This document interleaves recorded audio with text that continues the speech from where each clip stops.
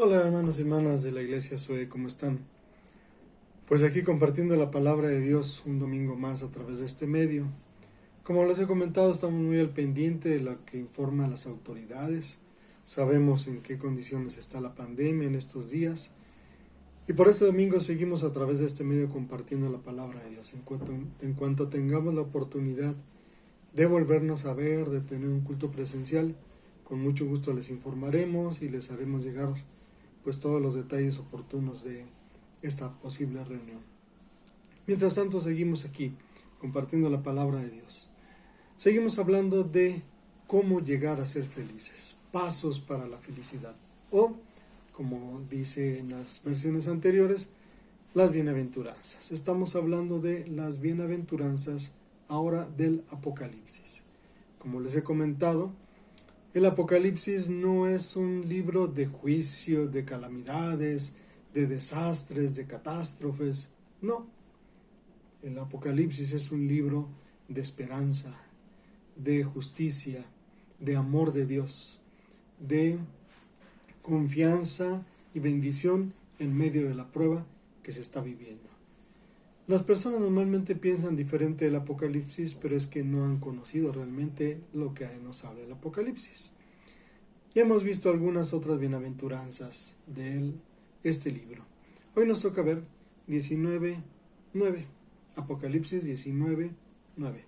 Recuerda que si no tienes oportunidad de anotar o de algo que te guste, ponle pausa al video, después lo vuelves a empezar y con calma vas anotando y escuchando lo que creas pertinente. Apocalipsis 19:9 dice: Y el ángel me dijo, escribe, bienaventurados los que son llamados a la cena de las bodas del Cordero. Y me dijo, estas son palabras verdaderas de Dios. Qué interesante es pensar en esto. Apocalipsis 19:9. Bienaventurados los que son llamados a la cena de las bodas del Cordero. Vamos a pensar en esto. Felices los invitados. Exactamente ese es el punto que tenemos que pensar, analizar y sobre el cual gira nuestra reflexión. Felices los invitados. Es el tema de hoy. Como les he comentado, el Apocalipsis se dio en medio de situaciones difíciles. Los muros del templo de Jerusalén habían sido derrumbados, destruidos.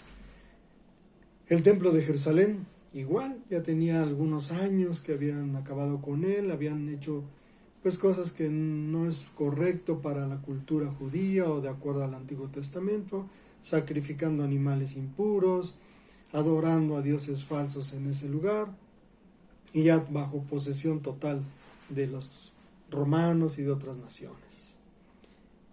Las casas en Jerusalén estaban destruidas, las casas de los cristianos también, había injusticias, había despojos, la persecución era abusiva. Les he comentado que aún entre conocidos, familiares, se entregaban unos a otros, o como vimos hace 8 días, pues la cuestión era aparentar no ser cristiano o aparentar serlo, dependiendo de los fines que se tuviera. Y era un tiempo difícil, de peligro, de situaciones de salud, de seguridad difíciles, económicas, y además pues de desamparo, de pobreza, de injusticia en muchos sentidos, para nada derechos humanos, para nada pensar en el pueblo, los gobernantes, los poderosos, los ricos, los militares llegaban y hacían de las suyas. Y ahí vivían los cristianos que en ese momento anhelaban la misericordia y la bendición de Dios. Ellos se preguntaban, ¿qué ha pasado? ¿Dónde están las promesas de Jesucristo? ¿Dónde están los mensajes, las enseñanzas, todo lo que Jesucristo nos dijo? Y lo anhelaban, porque pues estaban lejos de su tierra, como Juan, el que escribió el Apocalipsis, en una isla, exiliado, expatriado, triste, pensando qué pasaría, Y así estaban muchos cristianos. De repente algunos se sentían desilusionados, porque ellos decían, como en el caso, recuerden de dos de ellos, en la misma tarde de la resurrección de Jesús, se iban tristes de regreso a su casa. Y ellos nos iban diciendo, pues es que el Señor nos dijo algo, pero lo mataron. Ya son 3 días y no vemos nada claro.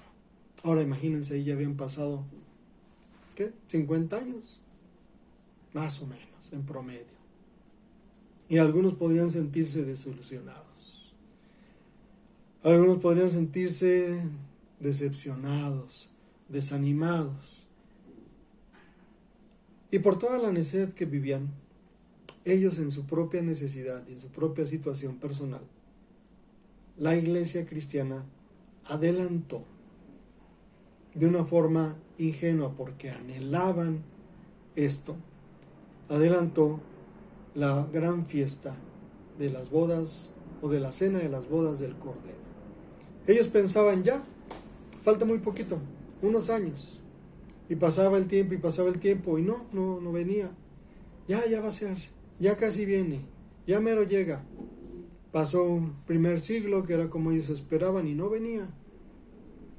Y entonces de repente pues había situaciones difíciles, de decepción, de desilusión, de anhelo de justicia divina, de anhelo de misericordia de Dios. Y de repente Dios escribe un versículo en medio de esta gran y hermosa revelación de Jesús, llena de esperanza, de consuelo, de amor y de fortaleza para su pueblo. En medio de todo eso, cuando parecía que ya iba a venir y se iba a realizar la fiesta, les dice Dios, espérense, todavía falta algo que tiene que hacer el Señor Jesucristo. Espérenme tantito, todavía falta algo más. Y algunos dirían, ¿qué pasó? Pues ya estamos esperando la boda. ¿Sí se va a hacer o no se va a hacer?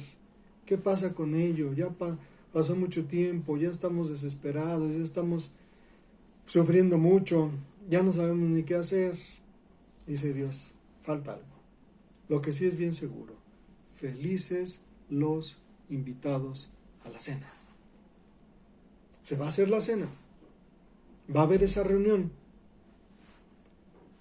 Cuando es el tiempo adecuado, quizá tú lo esperabas antes, quizá tú creías que ya, quizá tú ya lo veías venir, pero dice Dios, espérame tantito, en el momento que yo tengo planeado, se va a hacer. Y felices los invitados a la cena del Cordero.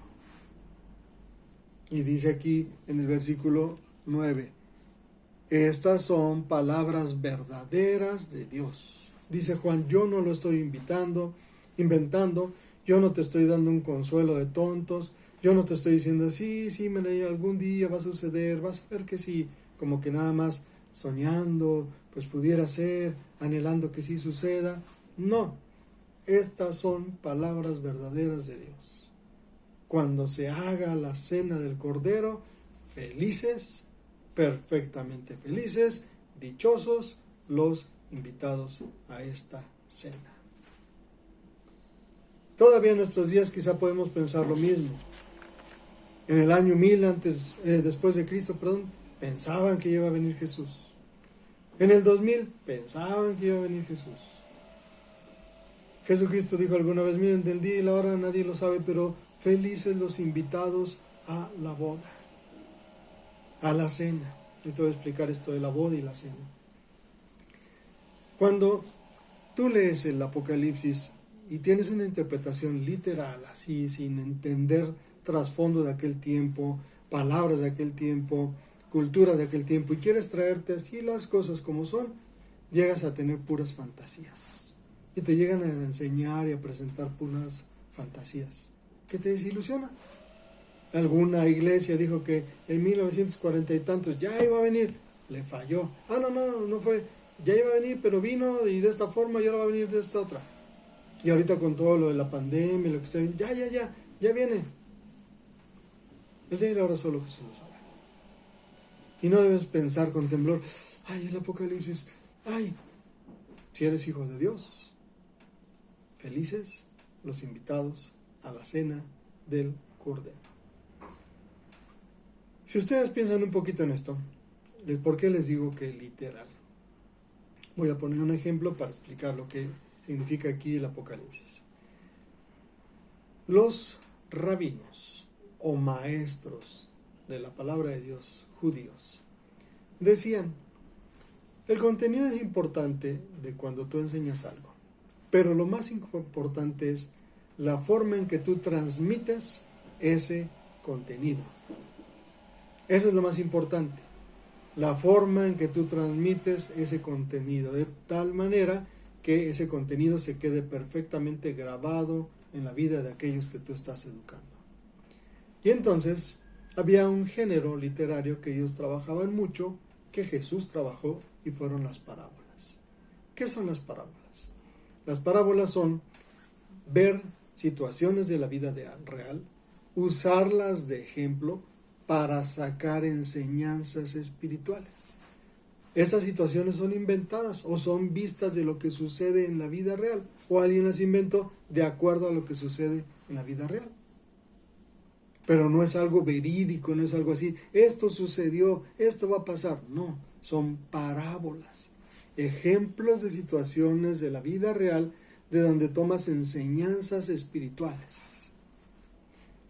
Las bodas del Cordero son una parábola. Si tú quieres verlas, están en Mateo 22, 2 y 3, donde Jesús inventa esta parábola, donde dice, había un padre de familia que organizó una boda para su hijo, e invitó a todos, y luego no quisieron ir los invitados, no pudieron ir, e invitó a los que estuvieran, y tiene otras enseñanzas. Nada más quiero decir, ahí en Mateo 22, 2 y 3, vemos que Jesús inventó una parábola acerca de la boda de un padre que le organizó a su hijo, la boda de un hijo que fue organizada por su padre. Esa era. De ahí se toma la idea de las bodas del Cordero y se traslada aquí. Me puse a investigar un poco en la palabra en griego. Cuando en Mateo 22 utiliza boda, utiliza la palabra boda en griego. Cuando Apocalipsis 19, 9 utiliza la palabra boda en la traducción, en griego no utiliza la palabra boda, utiliza la palabra cena. Pero las personas como que dijeron, es la cena del Cordero, debe hablar de aquella boda de la que habló Jesús en Mateo 22. Pero es una parábola. Solo es el mejor recurso que Dios usó, que Jesús usó para transmitirnos, tomando situaciones de la vida real, una enseñanza espiritual.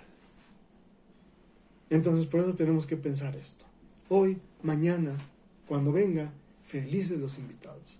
Aún si tú falleces antes de la venida del Señor Jesucristo y eres uno de los invitados, felices los invitados, porque ahí estarás.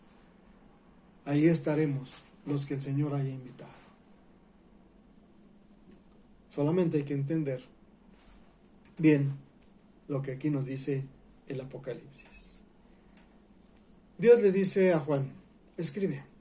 ¿Por qué? Por necesidad de nosotros. Como lo hemos visto, no se usaba tanto la escritura o la lectura en aquellos tiempos. Solo los muy cultos, los ricos, los rabinos, los religiosos sabían leer y escribir pues solo los que tenían mucho dinero para pagar tintas traídas de Egipto, de otros lugares, para pagar códices traídos pues de otros lugares de Pérgamo, con muchas situaciones donde escribir era muy difícil. Utensilios para escribir, las plumas especiales con tinta de calamar, de pulpo y cosas de este tipo molidas de ciertos insectos. Era muy difícil tener tinta, papel y forma de escribir, y además saber escribir y leer. Pero Jesús trajo esta revelación para que la escribiera Juan, y Dios le da esa orden a Juan. Escribe.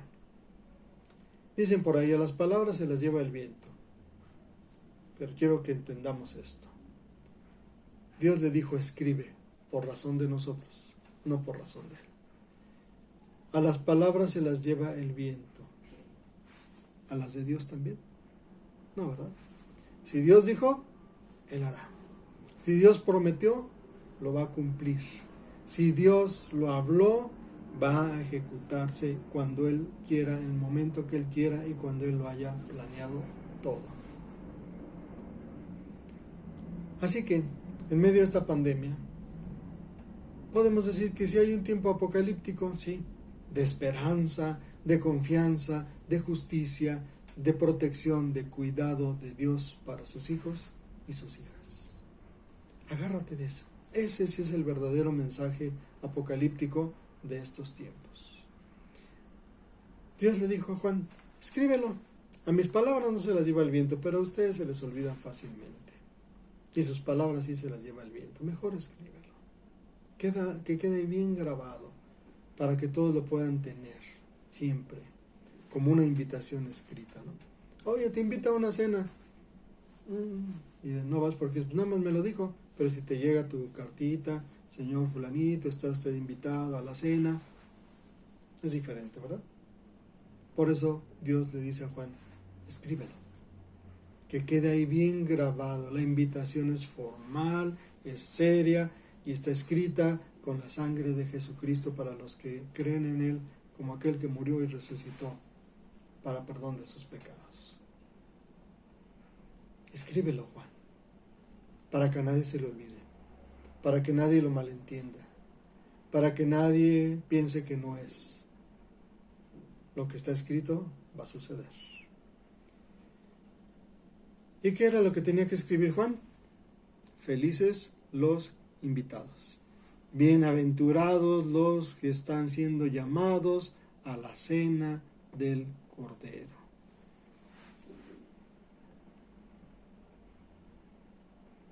Ya vimos lo que es bienaventurado. Lo recordamos una vez más. En griego la palabra Makarios es igual a bienaventurado y Makarios tiene una raíz por ahí escondidita que es mak, de donde viene macro, y lo contrario a macro es micro. Y aquí diría para reflexionar como lo hemos hecho cada domingo, ¿quieres una micro bendición o una macro bendición? Si quieres una micro bendición y eres un invitado de Dios, pues no vale la pena. Cuando Dios te invita a algo, cuando Dios te llama a algo, sabes que es lo que vas a recibir, una macro bendición. Eres bienaventurado, 7 veces feliz, dichoso por aquello a lo que Dios te está invitando y aquello a lo que Dios te está pidiendo que participes. Bienaventurados dice aquí los llamados, así dice en griego, en algunas traducciones también dice llamados, en otras traducciones dice los invitados. La palabra que aquí se usa es interesante, se las voy a decir para que más o menos la vean. Se pronuncia por la forma en que está conjugada keklemenoi. Esta palabra viene de una palabra que se pronuncia kaleo, llamar. La palabra eclesia también viene de la misma palabra kaleo. Keklemenoi y eclesia, las dos tienen como raíz común kaleo. Eclesia significa los que son llamados de un lugar a este lugar. Eso es eclesia. Ek, que viene de algún lugar, y cleos de kaleo, llamar. Los que son llamados de un lugar a otro. Y aquí la palabra llamados es la misma raíz, solo conjugada este verbo, de este lado un sustantivo iglesia, de este lado un verbo, los que están siendo llamados a formar la iglesia, a formar el pueblo de Dios, a formar, como quieran verlo algunos, de forma simbólica, de acuerdo a la parábola, no de una forma literal, parte de la novia de el Cordero. Aunque en realidad aquí habla de cena, no de boda. La figura se usaba, ¿no? Porque es algo muy importante una boda. Por cómo se hacían las bodas, en que la novia está esperando que venga el novio, la tome en su casa y se vayan a donde van a vivir. Por eso era la figura de la boda. La novia está expectante, ya va a venir, y está preparando todo, y está listando todo, porque ya viene el prometido para hacerla su esposa y llevarla a donde van a vivir. Esa era la figura. Lo repetí para que lo entendiéramos. Aquí tenía que ver con algo parecido, pero que tenía un énfasis un poquito diferente. Aquí dice la cena. El momento en el que estás en la relación más estrecha, confortable, natural con Dios, con Jesucristo. Disfrutando una comida. Las personas dicen, ¿quieres conocer a alguien? Invítalo a cenar. Y verás cómo come, cómo cena. Cuando estás en confianza más, ¿no?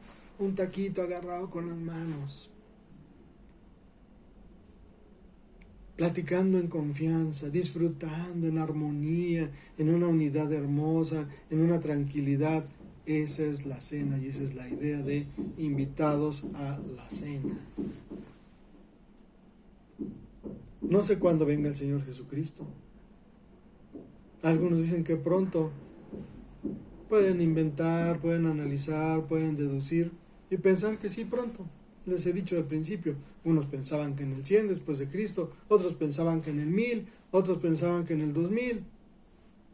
Solo Dios lo sabe.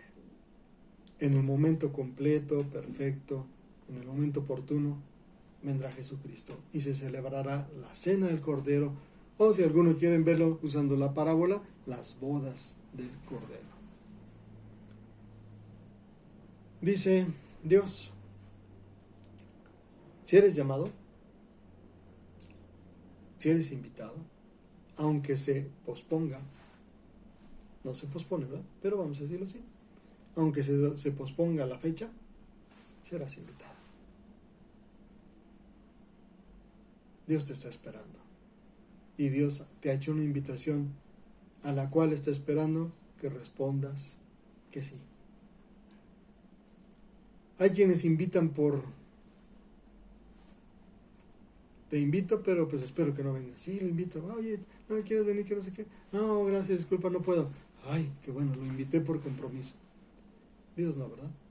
Cuando Dios invita, la invitación está hecha y la respuesta que está esperando es sí, gracias, con gusto voy a tu cena.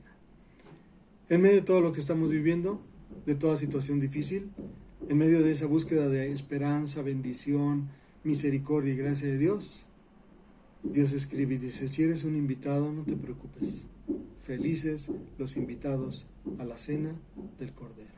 Dios te bendiga.